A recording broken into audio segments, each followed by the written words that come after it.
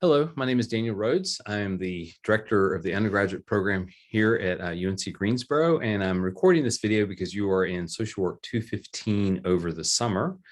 And I'm doing a recording that normally, if we had this class in person, me and the field director would come in, talk about the social work program, applying to the major, getting into the field placement, just kind of the overall view of the mechanics of the social work program. But you're taking 215 online, so I'm doing a recording. As you notice, I have this background. I usually don't like to do backgrounds on Zoom because it gets kind of a weird, quirky glitch with it. But I am currently at Eastern Mennonite University's Summer Peace Building Institute. So I'm doing the recording over the weekend as I'm taking courses up here. I'm taking two courses. One is called Forgiveness and Reconciliation, and the next one after that will be the Strategies for Trauma Awareness and Resilience. I'm saying this because of a couple of reasons. I'm going to go through social work values and ethics. One of them is competence, this idea of competence. And it's our ethical value. And it is a requirement as social workers that we continue to educate ourselves. That when you become a social worker, it's not, I finished my degree, I don't have to worry about studying anymore or reading books or anything like that. Social work is an ongoing intellectual endeavor. For those of us who have clinical license, we are required to take ongoing courses. So I have a LCSW, I'm a licensed clinical social worker, so it's a requirement that I have 40 credit hours. It's ongoing training every 2 years to renew my license. And so what I generally do is I always look for courses, not only to fulfill the requirements for my license, but also to help try to bring in and add to the curriculum of our program. And so I've been coming to the Summer Peace Building Institute over the past several years, taking courses in restorative justice, peace building, race issues in relation to restorative justice. Like I'm taking a course now on forgiveness and reconciliation. So this is about truth and reconciliation process that I will talk about. And the other course I'm taking is Strategies for Trauma Awareness and Resilience, is about community trauma. So it's more than just individual trauma, which sometimes we have a tendency to work with as social workers. It's about how traumatic events impact communities. This great scene is from the Student Union at Eastern Mennonite University, kind of overlooking, it's in the Shenandoah Valley. It's a beautiful area. And so in between courses, we can kind of come out and enjoy the beautiful day while we're taking breaks and stuff. So the Summer Peace Building Institute usually runs during the summer on like a 5 and 7 day course requirement. And then there's multiple courses over multiple sessions. And one of the reasons I'm also reporting this to you is because you may be taking a class with me after you finish 215, and some of the content in the classes will be directly brought from some of the stuff that I'm learning from the Summer Peace Building Institute. These courses that I take at the Summer Peace Building Institute are graduate level courses. So people come up here like me and just take it because we enjoy learning and we're interested in the subject. Some people take them for credit to get graduate certificates, and they also have master's degree in conflict transformation, peace building, restorative justice, and other master's programs like that. And so I'm basically taking graduate level courses, and I bring the information and the content that I learned in these courses back into our classes, because part of my expectation, and you'll hear this as we have meetings with me, or if you're in my class, part of my expectation as social workers is that we are restorative justice practitioners.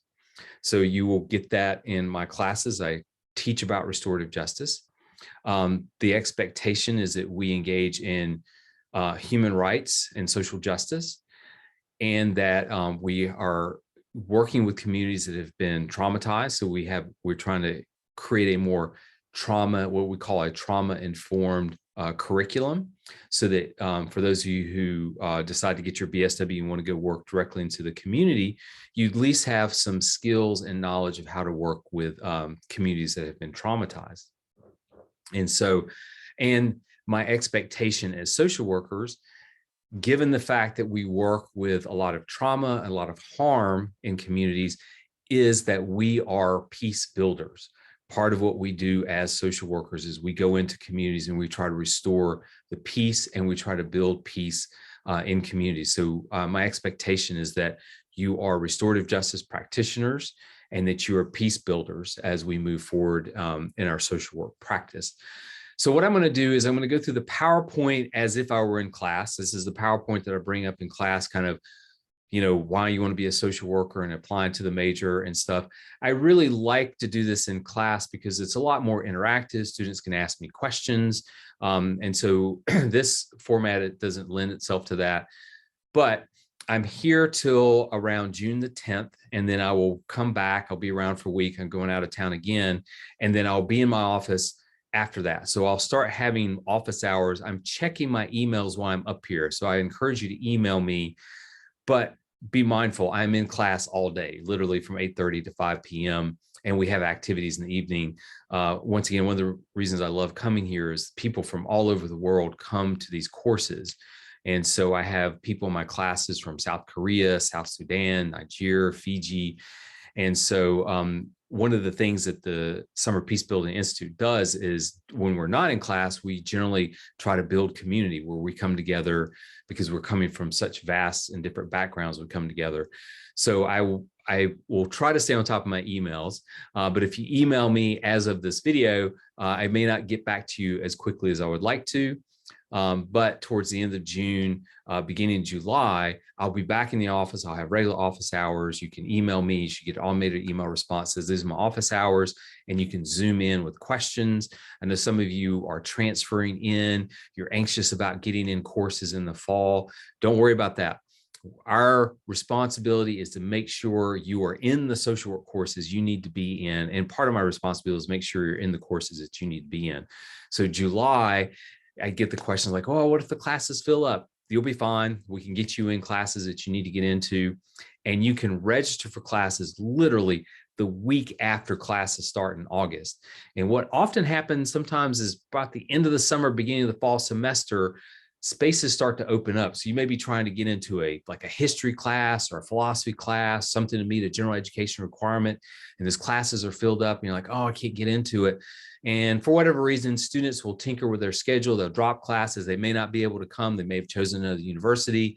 You know, there's a multitude of reasons that come up, and students just are unable to come in the fall, or they've changed their schedule. And classes start to open up like right when the semester starts to open up. So where a class may be full in July and you're getting kind of frustrated, by the end of July, beginning of August, some of these classes may open up. So I understand you're anxious, and that's fine. We're all anxious when it comes to things like this, but don't worry about it. Our primary responsibility is really to kind of help you get into the classes you need. And if there's social work classes that you need, for most of you, it's going to be social work 310, 311. Even if they're full, you need to let me know and we can get you into those classes. So let me do the PowerPoint. I'm going to do the share screen. If I can find it here, 1 second.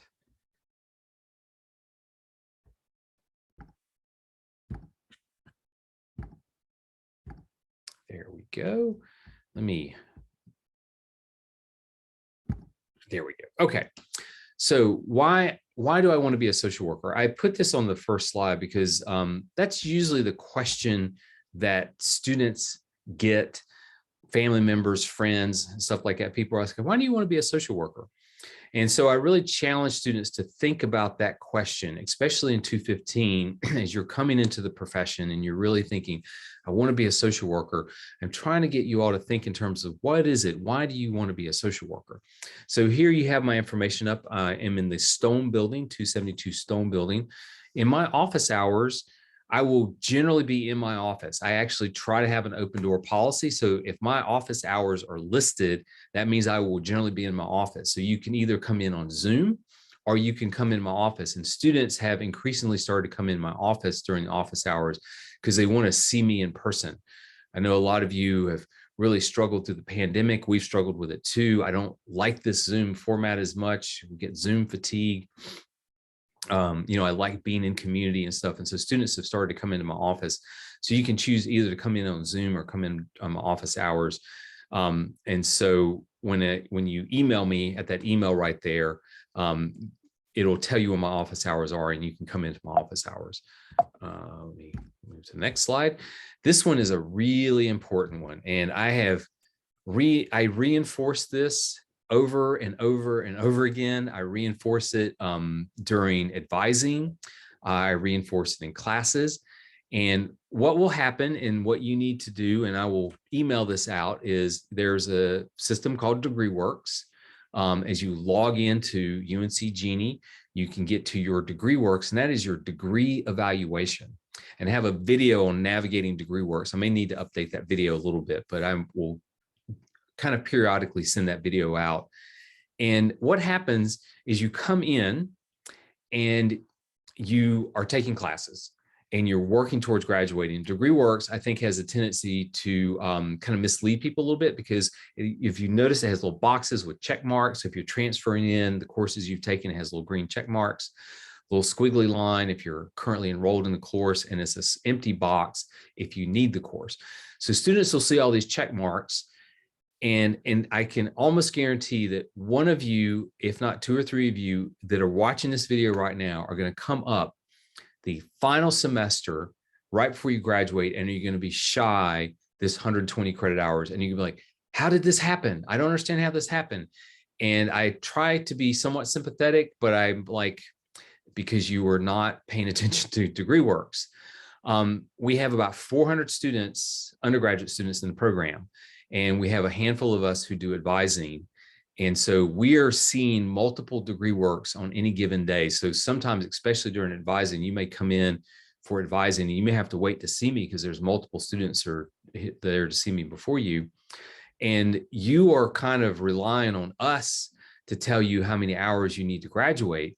And that's not a very good thing to do. You've really got to take responsibility of your kind of educational tenure while you're here and pay attention to the credit hours. And it tells you where it is. And so I'll send out that navigating DegreeWorks, because you get kind of confused, but there's actually a bar that says, this is how many credit hours you have. This is how many credit hours you need. If you're coming in as a freshman, you need about 15 hours of what are called electives, just free electives. That means anything you want to take: philosophy, history, political science, peace and conflict studies, you name it. You have 15 hours, that's 5 courses of anything that you want to take. You're required, so that's a full semester of courses that you're required to take. Students are so focused on those check marks on DegreeWorks that they often forget, I've got to take an elective. I just have to take a free elective, any course I'm interested in. And so they'll come up the final semester and they will be short 1, 2, 3, sometimes even 4 or 5 classes to graduate. And they're trying to scramble, and they can't do it, and to squeeze as many courses in that final semester as they can. And it's not going to happen. And then they get really frustrated at me. How did this happen? Why didn't I know this? And I keep saying, you've got to look at this DegreeWorks. You've got to look at this DegreeWorks. You can't rely on us, because we're seeing so many DegreeWorks, to know what each individual DegreeWorks requires. It's simple mathematics. You have to take 15 credit hours a semester. You multiply that 2 semesters a year by 4 years, that's 120 hours. So if you're taking on average 12 credit hours a semester, you're going to be behind. So you may have to take classes in the summer, or you may have to take an extra class in a semester. So you need to be taking on average 15 credit hours a semester. Divide that 120 by 4 years, that's 15 credit hours a semester. 30 semester hours a year. So, 4 years times 30 is 120. So it's simple mathematics. And I think we have a tendency, and this is part of my frustration with DegreeWorks, because when you used to have to do a degree evaluation on a piece of paper and you're filling it out, you had to manually calculate these credit hours. And you don't have to necessarily do that with DegreeWorks. So you kind of lulled into this false sense of security when you see all these check marks. Oh, I got everything I need. And then you come up in the final year and you're shy credit hours. So I need students. It is imperative that you pay attention to the number of credit hours you need to graduate. It is your responsibility to pay attention to how many credit hours you need to graduate. I can't keep up with all the credit hours for every single student in the program. So when you come and meet with me, we can help kind of calculate a little bit, but you can't rely on me for that. You really have to take responsibility of that. So I'm going to reinforce this. You're going to hear it over and over again. And invariably, I usually have 3 or 4 students who come up their final semester and they don't have the credit hours to graduate. So just pay attention to that, to that on DegreeWorks. So our profession is guided by our code of ethics. So there are 6 main social work values as detailed by the NASW Code of Ethics. The NASW is the National Association of Social Workers. You can Google National Association of Social Workers. You can become a student member of the NASW. We encourage you to do that. The NASW is the representative for the social work profession. They have lobbyists both at the state and national level. They do advocacy, activism work, and they represent social workers in the political realm. So you want to maybe try to become a member of the NASW, and the code of ethics gets filtered down in the profession. So our program is accredited by the Council of Social Work Education. And so that means it is a requirement by the Council of Social Work Education that all students and faculty observe the code of ethics. So if we violate the code of ethics, we can be held accountable for that. We could lose our accreditation. So as a student, as a social work student, you are bound by the code of ethics, which is the student code of conduct at the university. Also, you are bound by the NASW code of ethics as prescribed by the Council of Social Work Education. So when you do something like if you were to plagiarize a paper, not only is that a violation of the student code of conduct at the University of North Carolina at Greensboro, it's also a violation of the code of ethics by the NASW and the Council of Social Work Education. I have a clinical license, and so if I violate the ethics, somebody could report me to the licensing board, and the licensing board could come in and do investigation, and then they could sanction my license if I violate the code of ethics. So for those of you who are thinking about moving forward, getting your master's degree and your clinical license, you really need to orient yourself to these code of ethics, because your profession, as you get your clinical license, is going to really revolve around these code of ethics, and you can be held accountable if something comes up and you violate these code of ethics. So what are these ethics? The first one is service. And it says here that social workers' primary goal is to help people in need to address social problems. I'm really big on language in these code of ethics and how things are worded. And so I need students to really pay particular attention to some of the wording. When it says social workers' primary goal is to help people, it doesn't distinguish who it is that we're help. It says that we are to help people in need. That means it is regardless of the person's documentation status. A person may be an undocumented person in this country. It doesn't matter. Our ethical responsibility is that we help people in need. The person may identify as transgender. That doesn't matter. Our ethical responsibility is we help people in need. If a person identifies with the LGBTQ community and overall, we help people in need. If people come from a certain religious, ethnic, cultural background or race background, it does not matter. It doesn't distinguish which people we help. The ethical principle is that we help people in need. That is our social work values and ethics. And this is the thing where I really start to get students, I have to orient them to the code of ethics, and you have to start to reflect on your personal values and ethics in relation to social work values and ethics, and determine, am I able to uphold these values and ethics based on my own personal biases? We all have personal biases. We have explicit and implicit biases, and we have to continuously challenge those biases. Unlike other areas that are kind of concerned about hearing this notion of critical race theory in the media and stuff like that, and wanting to kind of diminish, well, we don't want to address critical race theory.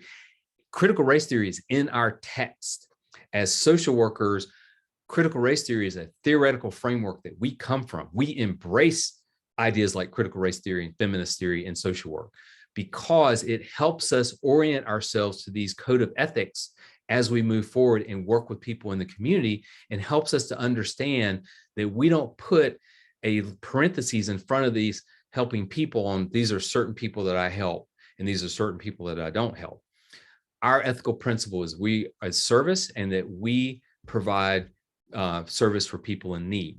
The second one, and this is one that's close to my heart, is social justice.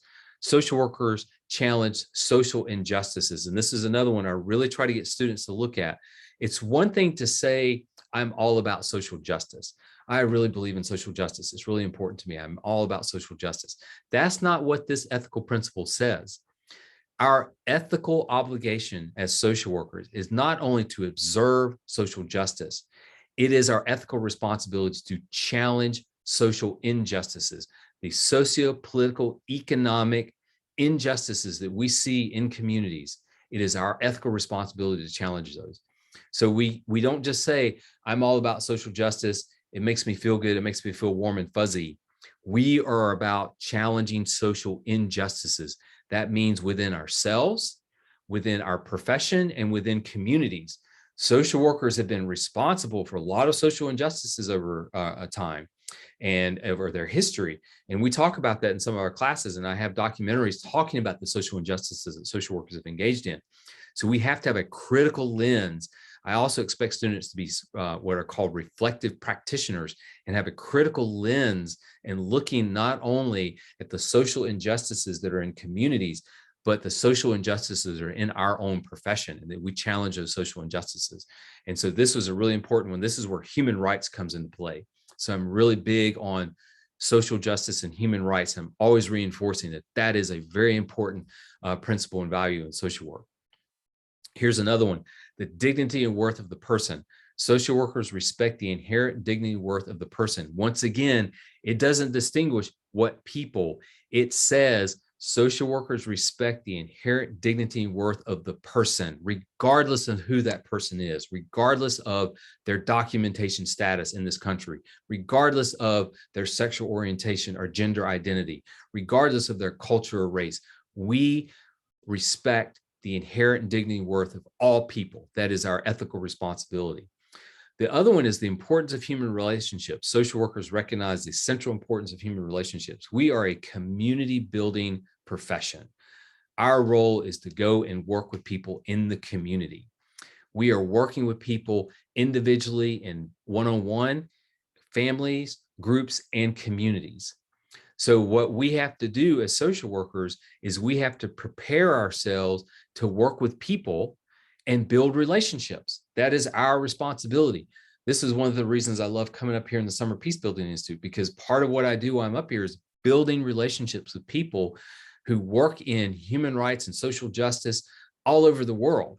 And so I'm building relationships with people and getting information from them, bringing the information back, and then help to build relationships in the community I live in. And so our responsibility as social workers is the importance of human relationship. This is one I think social workers have to challenge themselves on, because it's an abstract thought in social work. We think in terms like, I want to help people, but we don't understand that doing that means we have to build relationships. And sometimes we'll have social work students like, I don't really like working with people. I don't really like talking to people. That's part of our profession. That's the foundation of our profession, is working with people. Whether you want to do micro practice, which is direct individual one-on-one work with community, or macro practice, which means you want to work with policies and laws, you have to build relationships. You can't come into social work and say, I just want to do macro work. I don't want to work with like individuals and communities. I just want to work on policies and laws. You can't be effective as a policymaker, as an advocate, as a lobbyist, unless you are able to build relationships. So it is expected, it is our ethical responsibility as social workers to develop the skills on building relationships, because human relationships is vital and important to us. And as our profession evolves, you'll start, one of our professors does a lot of work with ecological justice. You'll start to see that this relationship is broader than just human relationships. We as social workers are really starting to look at our relationship to the planet, how things like the climate change has impacted people. So when I talk about working with, quote, undocumented individuals, I don't use the term undocumented that much. We never use the term illegal, because no person is illegal. So we never use that term. I don't even like to use the term undocumented. I'm often using the term migrant or refugee, because most people are migrating, escaping from war, poverty, and increasingly ecological destruction. And so where we have people coming into this country, they're escaping because there's poverty, there's economic devastation, there's war, or there's ecological devastation. And so as social workers, we're looking at only the importance of human relationship. What is our relationship to the earth? And what is our responsibility when we're talking about things like ecological destruction? The next one is integrity. Social workers behave in a trustworthy manner. This is one where I talked about where if you do something like plagiarize a paper, not only is it a code of conduct violation with the university, but it's also an ethical violation in social work. And so our expectation is that you have violated not only the code of conduct with the university, but a value and ethic in social work. And so we hold you accountable in both those realms. And so you have to understand that, because when you go into the field, things like getting your license, if you violate this ethic, this value of integrity, you could get your license suspended, or you could lose your license. It could also jeopardize your employment at some agencies. And the next one, the last one, is competence. Social workers practice within their areas of competence and develop and enhance their professional expertise. We often break these down. So social workers practice within their areas of competence. What that means is I'm not an attorney. So I may have some understanding of legal aspects, but I can't do legal work with clients. I have to refer them to an attorney. You know, I'm trained in cognitive behavioral therapy. I can work with families. I can work with children. I'm not as adept. I've done therapeutic foster care working with kids, but I'm not as adept working with kids as I am with adults. So I'm still working with them within my area of competence when I'm working with kids. But if I wanted to do that on a regular, ongoing basis, I would need to enhance that skill.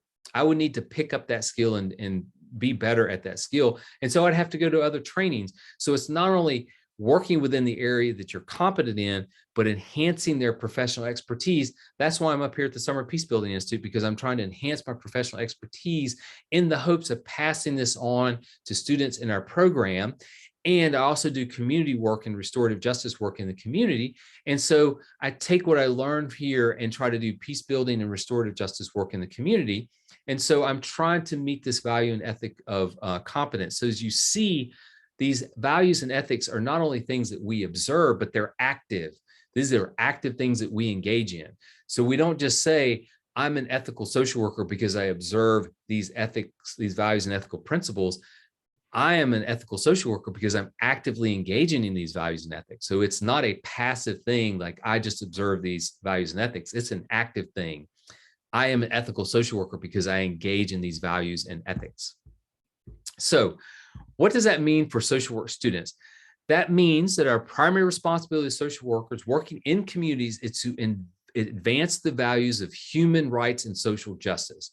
We are always evaluating, assessing, and working towards changing the various socio-economic and political issues that are set in place. I use the term hegemony. You'll start hearing me in my classes using language that seems kind of obscure, but I start to get into this theoretical language because hegemony really describes this overall socioeconomic and political issues that leads to disenfranchisement, marginalization, and oppression, the oppression of others. So social workers is not about just helping people. It's about working towards this idea of liberation or transformation, both in ourselves, because those values and ethics, as I said, are not passive things we do, they're active things, but the clients and the communities we work with. So social work is social justice and human rights in action. So you have to start thinking in those terms. This is what social work is. We are a political profession. That's also written in our textbooks. This is what separates us from other professions like sociology and psychology. You know, people do these degrees and they're great degrees, but we identify ourselves as a political profession, and that we recognize these theoretical frameworks like feminist theory or critical race theory, and that we do social justice and human rights. That is our job. That's what we do. And that's what it means for social work students. So when you ask, or people ask you why I want to be a social worker, and this seems a little obscure, it's kind of wordy, have a tendency to be theoretical and academic, but as social workers, you're becoming what Antonio Gramsci, he came up with this idea of the public intellectual or organic intellectual. So you're becoming what he calls a public intellectual. You are not focused on just, quote, helping people.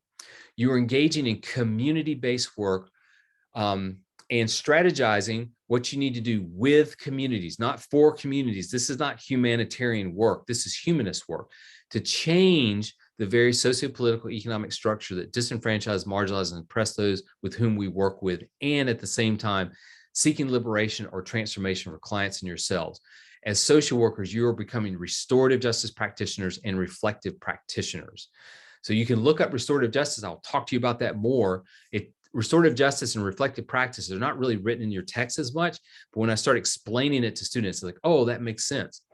So we would like for you to begin rethinking your response. And when somebody asks you, why do you want to be a social worker? So start rethinking that response to this question and being more intentional in your answer, and shifting from the basic humanitarianism response to help people, which is somewhat paternalistic, and to be more intentional, reflective, and engage in a statement like, I'm becoming a social worker to advance the values of human rights and social justice. What that does is that leads a response. When we talk about human relationships, I'm always looking like, how do we engage people in dialogue so that we can develop human relationships? And so if somebody asks me, why you want to be a social worker, and I'm like, well, to help people, that's nice and warm and fuzzy, makes me feel good, makes them feel good. But if I respond, I'm becoming a social worker to advance the values of social justice and human rights, one of two things: they're going to kind of turn their head a little bit and like, oh, okay, and maybe walk away. My hope, and what generally happens, is somebody will go, what do you mean by that? And what that does is that puts you in a position of going beyond the superficial response of, I want to help people. And you start to have to think what it is that you mean and explain that to a person. What does it mean that you're in a profession that advances the values of human rights and social justice? And that starts to get you to think about all the injustices that are out there and how it's our ethical responsibility to challenge those social injustices. And my hope is you have a deeper conversation than you would if you just say, I'm here to help people. Okay. The nuts and bolts of the program. This is kind of what you're really hoping to get from me. So you're in Social Work 215. So what you need to do is you need to make at least a C or higher in this course. You're taking it over the summer. That means you need to be in Social Work 310 and 311 in the fall semester. You're probably in this weird kind of state for some of you where you may be changing your majors and the major hasn't updated yet, and you're able to get into one, but you're not able to get in the other, and you're kind of like freaking out about it. Don't worry about it. We can get you in it. If you need to change your major, if you are a social work minor and you decide you want to become a social work major, just plan to meet with me sometime in July. We can get that taken care of. If you want to stay a social work minor, that's no problem. Just meet with me and we can kind of map out a course for you for your social work minor. But if you are wanting to move forward in the program, you will need to be in Social Work 310 and 311 in the fall semester. If either of those are full, you need to work with me and we will get you in those classes. And you need to have a GPA of 2.5 or higher. That's a non-negotiable. You're in a professional school, School of Health and Human Sciences. All majors within the School of Health and Human Sciences require that you have to have a 2.5 GPA or higher. There's ways to work around that, and I will probably get to that here in a little bit, and I can talk to you individually about that because they have a thing called grade replacement, so you can retool your GPA. We have students do that quite a bit, and it's not a problem. We can work with you on that. You need 51 credit hours to apply to the major. I want you to think about this. You need to be enrolled in 310, 311, or have completed it. If you're in 215, you haven't completed 310 or 311. You're going to be enrolled in 310 and 311 in the fall, and you'll be applying to the major while you enroll the courses. So you don't have to wait till you complete 310, 311. We're going to open up a portal. You'll be getting videos from me. I'll be talking about these in classes. We'll be talking about it during advising, and we're going to have a time for you to apply to the major online. You complete a social work application, which is going to be online. There'll be a Google form that we email out, a link in it. You fill it out, and the applications are due generally around December the 7th. It usually kind of shifts depending on when grades are due and stuff like that, but it's usually around the first week of December. For the application, you need 2 professional references. That means professors, people who supervised you, people who can attest to your ability to do community-based work and be a faith-based leader. You may have worked with your faith community, your church, your synagogue, your mosque, your temple, whatever. You have people in there that you work with who've seen you do community work. They can write a reference letter. We just don't want one from your family. You don't want your sibling or your parents to write you a reference letter. So it's not a huge deal. I know for some of you, you get anxious about this. We can once again work with you, but we need 2 professional references. What we're trying to get you oriented towards, because this is a professional degree, is when you finish up your degree, these are the things you have to do to apply to graduate programs or to jobs. You need references, you need to fill out an application, you need a resume. This essay, I'm not sure if this is being assigned to you and why you want to be a social worker. What most likely is going to happen is we're going to have a prompt that we're going to send out to you. We're trying to recraft our application process. So there'll be a prompt.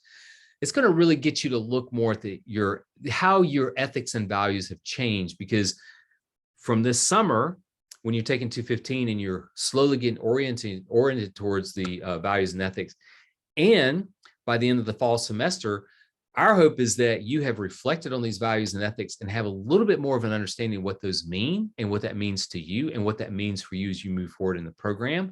So we're probably not going to require this essay of why you want to be a social worker. It's probably going to be another essay. It's not going to be a long one. It's not going to be a huge detailed essay, probably around 3 to 4 pages, and then an online application form that you'll have to fill out.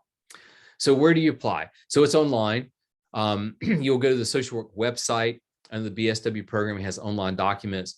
There'll be a link. I will email that link out numerous times.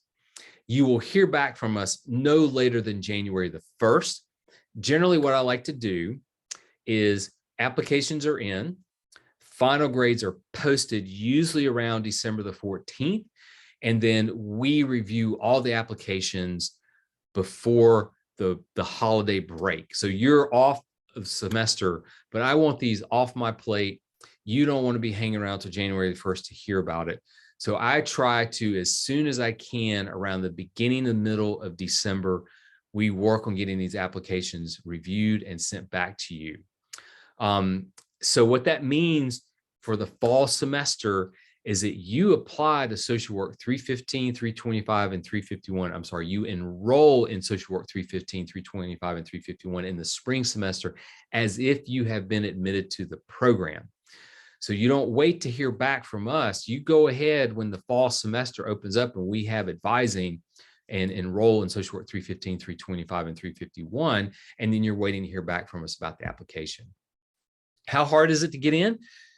If you have a 2.5 GPA, you're pretty much guaranteed to get in. And as long as you are mindful of the essay that we're going to have you write in relation to your ethics, you'll be fine. You'll get in. You have the references. We generally do not keep students from getting in because of an essay or a reference or something like that. This is the 2.5 GPA that we're looking with. If you don't have that GPA, you do need to come talk to me and we can work on what's called a grade replacement. I don't think that's the other. No, I don't think so. A grade replacement, I may have a slide on it. I have different slides, but I'll tell you real quick, a grade replacement is where you retake the course. This, like if you took political science, which is American Politics 200, and you made a D in it, and you're like, oh my God, what do I do? You can retake American Politics. Doesn't have to be the same professor. It has to be the same course here at UNC Greensboro. You can retake that course. You get a higher grade in it. You fill out a form on the Student First website and submit it to them. And then they will replace the D with a higher grade. That's almost any course at the university. So I can talk to you about grade replacement if you're struggling with that 2.5 GPA. If you're not a social work major, you need to let me know so we can work on updating your major. Some of you may have tried to update your major on your own. It doesn't work that way. You have to come through me. There's reasons we do this because I have students who will change majors, and if they're at a kind of a junior status, it may bump them back with graduating for a year. So I really want to talk to students. You can't kind of tinker with our schedule. It's a pretty rigid schedule. Courses are only offered in one semester. 310, 311 are only offered in the fall semester. If you miss it, it puts you behind a year. And so students have this assumption, well, I'm a junior, I'm just going to go and finish off my degree in social work and be done. It doesn't work that way. So I usually like to meet with students, pull up your degree works, kind of map out your timeline of when you're going to be able to graduate. If you are a social work major and you have not been getting emails from me, you need to let me know. We've had a couple of times, it's very rare, but there's a couple of times there'll be some glitches where you may be a social work major and you're not getting emails from me. It's really important that you get emails from me. So criminal background history. If you have a criminal background, you need to communicate to that to us as soon as possible. Just to let you know, we do not discriminate against students with criminal background history. We will welcome students with criminal background history and are committed to make sure that our students are successful. Some of the agencies we work with do require a criminal background check, however, and we need to know this information sooner than later so that we don't have any problems placing students. So if you don't let us know, and then because we try to keep it very confidential, and then we set you up with an agency and they do a criminal background check and they're like, wait a minute, we didn't know this person. That becomes an integrity issue because you have not been upfront. And so they're like, well, we didn't know this. Some agencies will not accept students with criminal background history. Some of our agencies want students with criminal background history. They are like, they work with populations and they really kind of expect students to understand what people are going through. And so some of our agencies actually are requesting that we have students with a criminal background history. So we need to know this information so that we can ensure that you are successful in our program, that there's no glitches, that you move forward, that there's no surprises that come up, and then we have to scramble at the last minute and try to find you another agency or anything like that. So if there is a criminal background history, you need to let us know. Our field director will be having, we're working on hiring a new field director. Professor Webb is our current interim field director, and we'll probably be hiring a new field director for the fall. That will be the person you'll be working with the criminal background history, and they will help you find an agency that will work with you if you have a criminal background history. It's important for you to understand that the last year is a full-time year. You are expected to be a full-time student.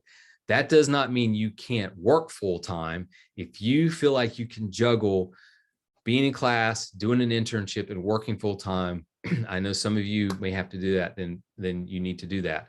But you must understand we are not an on-time, a part-time or online program. So students will email me like, can I do this online? You can't. We're not an online program. Can I do this part-time? The junior year, you have a little bit more flexibility, and that helps to prepare students to get ready for their final year. But your last year, fall and spring semester, you will need to be in for the fall semester, Methods 1, which is our theory course, Field, which is your internship, Field Seminar, which meets every other Wednesday at 6 p.m., and upper level social work elective like social services for children or social work and substance use. You have to take at least 2 upper level electives and whatever courses you need to finish off that 120 credit hours to graduate. So it's a full-time load. So you are expected to be a full-time student your final year. And that's kind of one of those non-negotiables. So just be aware that you will need to be a full-time student your final year. The communication policy. So in social work, we expect our students to comport themselves professionally. Social workers have a professional degree. Emails are generally the best way to contact professors and obtain specific information or to clarify points. Please use emails judiciously. That means be aware. So ask yourself, if you're able to find this information in other areas before you capriciously start sending emails out. Emails are not text. It should be used only if you need something clarified, because what will happen, like I said, I'm the director of the program, so I'm the hub of emails, 400 students. And I'm always fascinated because almost any information can be found online. You could Google almost anything and find it. And students will ask me some pretty mundane questions. And, we encourage students to ask questions. But what happens is sometimes it's like, could you look this up for me? And I don't have time to do that. So you need to ask yourself, and I don't think it's in the next slide, but I use this idea. One of my colleagues has children, and the teachers will say, ask 3 before me. And so I've kind of had this unwritten policy, check 3 before me. So check and see, is this on the website? Can you Google this? Where is this information somewhere else? Because I will get some really random emails. And sometimes what will happen, because I think we see emails as text, is I'll get an email and then within a few minutes, I'll get another email. It's like, oh, never mind, I found it. And so sometimes I'll get 2 or 3 emails, and you'll often think of emails as text. So you'll email a question, I'll email answer it, and then you'll email another question. and I'll answer in another question. And I'm like, this is not a conversation. I'm not having a conversation with you. You may need to come to my office, because what happens, it starts to clog up my emails. I will teach a class and sometimes come to my office and I'll have 50 emails because I'm getting it from committees, from our administration, from my colleagues, from students. And so my responsibility and my goal is to try to stay on top of my emails, but it is overwhelming. And especially during the pandemic, it's become increasingly overwhelming. That's why when you email me now, you'll get an automated response that says, here are my office hours. You need to come in and ask those questions, because for me to kind of go back and forth, that's a lot of back and forth to answer maybe 4 questions that you could have sent in one email. If you're having to ask 1 or 2, 3 questions in one email, it's probably best that you come in my office and ask me those questions, because then I can clarify it better than I could in email. So be aware, emails are not text. You use emails judiciously. You may want to come in my office hours and talk to me about specific questions you may have. Email etiquette. I'm somewhat informal with my emails, but we do expect our students to organize your emails in a formal manner. You want to think about it in terms that you are entering a professional field. And so when you email us, you want to email Dr. Rhodes, Dr. Dyson, Professor Webb. If you don't know, go with professor. The difference with a professor is usually a professor is a person with a master's degree. A doctor is, of course, a person with a PhD. I'm usually, like I said, a little bit more informal. I usually go by Daniel, but you want to be aware of these things. You know, if I'm emailing people in upper administration, like our dean or our provost, I'm constructing my email, dear Dean so-and-so, dear provost. And so I'm using that title and I'm using a very professional email. And I need students to ask very specific questions in the emails. Saying things like, I'm confused is not sufficient. Or can you explain the requirements for the journal assignment? The example I give, and this really kind of reinforces how many students we have. Like I said, I'm meeting with students, multiple students. When I have office hours, a lot of students are coming in. So I'm doing different things for different students. I may have decided to count a course towards one of your cultural and diversity electives. And I need to do a curriculum modification form. So that's an agreement that you and I have come upon. And so what will happen is you will have met with me, we'll have a conversation, you will move forward, and then I'll have 3 or 4 students who will meet with me afterwards. So a student emailed me with a very kind of curt, short email about something. And my response was, you need to do this, this, and this, and this. And her response was, what has changed since the last time we talked? And I emailed her back, it's like, I don't know when the last time we talked. I don't even, I can't remember that. I need for you to be very specific and clear. So she had to construct the emails like, when we met on such and such a date, I asked you this question and you said this answer. That was like 3 or 4 exchanges where if she had just said it in the beginning, because the assumption is I'm going to remember all this stuff, I'm not. If she had just clarified all that, like, well, we had met, you had said such and such in this time, and you said you would count this course towards this. I'm just reminding you, you need to do the curriculum modification because I finished the course. That would have been all there was. But she just sent like this curt email, really short, like a text. And I was responded like, you need to do this instead of this. And she was like, well, what's changed since last time we met?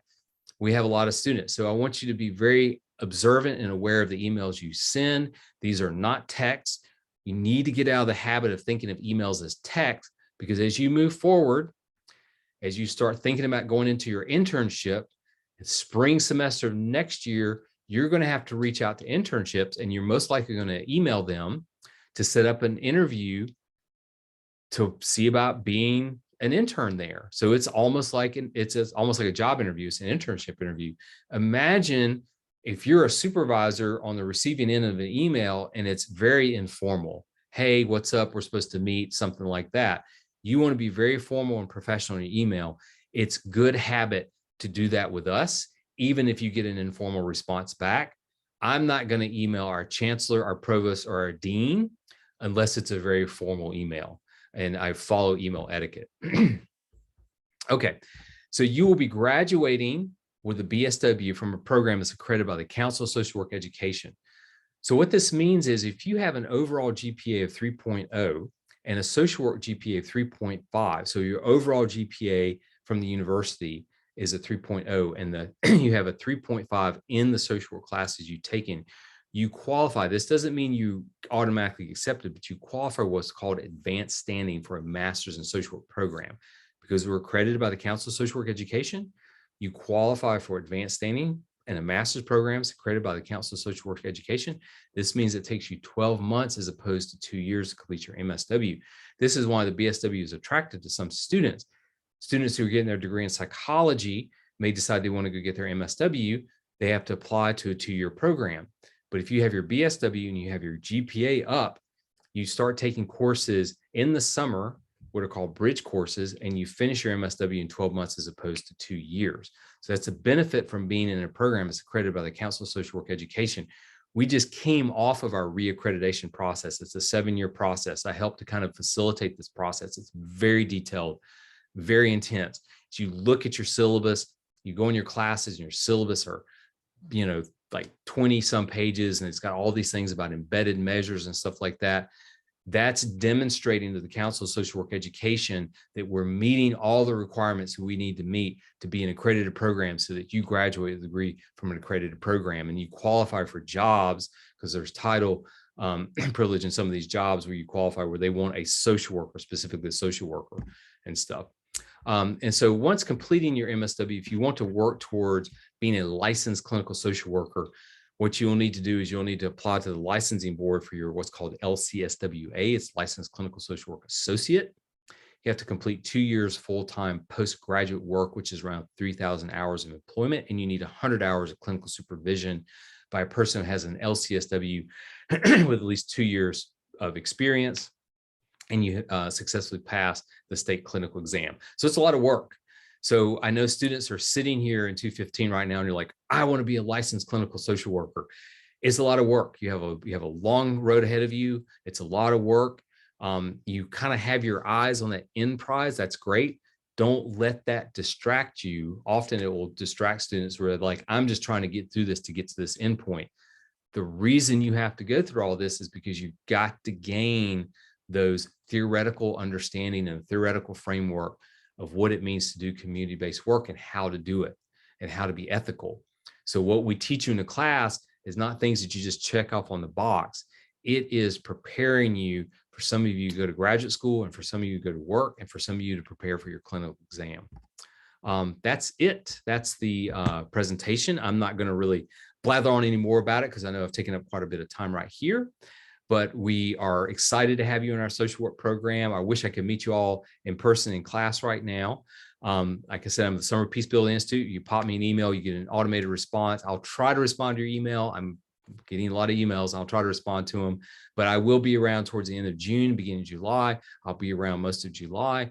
And so you can always come in my office hours, either on Zoom or in person, and I'll be more than happy to meet with you. I'd love for you to come in anyway. I always like to meet new students and get a sense of what you're interested in.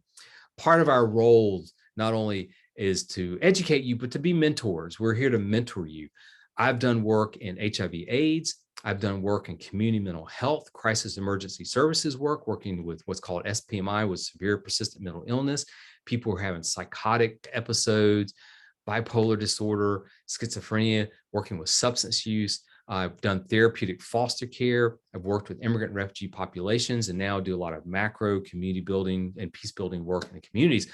So all your professors have a wealth of experience. One thing that is unique in social work is that most of the professors have been doing social work as a profession before they came to academics. So we have a wealth of knowledge and years of experience. And so part of our responsibility is not only to educate you as a social worker, but also to mentor you. That's what we're here for. And that's, we're passionate about what we do. That's what brought us to social work education. So you may just want to pop in and just chat with me. and say, I'm not sure where I want to go. And, what are some things I can think about? What are some things I can do? And those are good times to come in. And that's the importance of human relationships. We're developing human relationships to come in and sit down and just kind of chat and kind of get a sense of what it is that you're interested in doing. And I love doing that. I love my job and I love working with students. So thank you for bearing with me. I hope you enjoyed the beautiful background. I'll get to see this for the next couple of weeks. I look forward to meeting each of you individually. And if you have any questions, be sure to reach out. And I look forward to meeting with you sometime in July. Take care, everyone, and stay safe.